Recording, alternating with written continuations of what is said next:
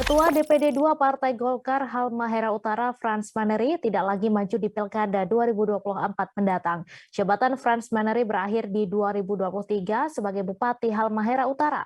Namun di Pilkada 2024, 4 nama kader Partai Golkar mencuat, termasuk anak Bupati Frans Maneri, Johan Maneri.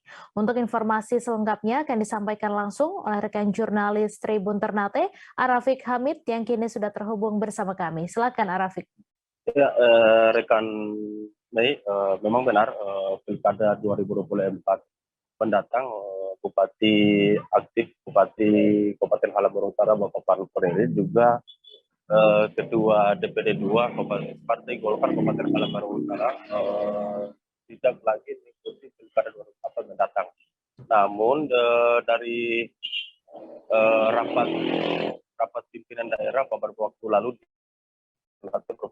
Utara dari Partai 2 DPD Partai 2 Partai Golkar Kabupaten Halmahera Utara telah menyodorkan 4 nama di Pilkada 2024 mendatang, yakni yang pertama BSN Babua, juga mantan Sekda Kabupaten Halmahera Utara pada tahun 2014.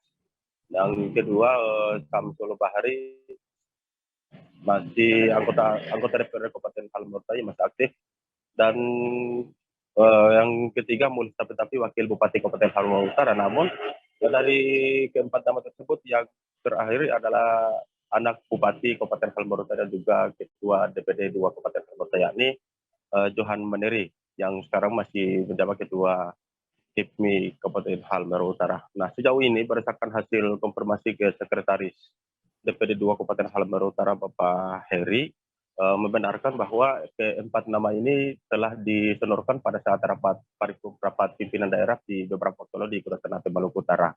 Nah, dari hasil konfirmasi tersebut, Pak Sekretaris DPD 2 Kabupaten Halmahera Sekretaris DPD 2 Partai Golkar Kabupaten Halmahera Utara ini, meskipun sudah 4 nama yang sudah direkomendasikan pada saat rapat pimpinan daerah beberapa waktu lalu, namun Partai Golkar di saat pilkada mendatang, tahapan pilkada saat dimulai, Partai Golkar juga membuka tahapan penjaringan, yakni memberikan peluang para bakal calon bupati dan wakil bupati Kabupaten Halmahera Utara pada pilkada 2024 mendatang. Selain itu, rekan Mei, Partai DPD 2 Partai Golkar juga akan melakukan survei baik itu survei secara internal partai politik maupun secara lembaga, sahabat Mei. Jangan lupa subscribe, share, komen, dan like ya.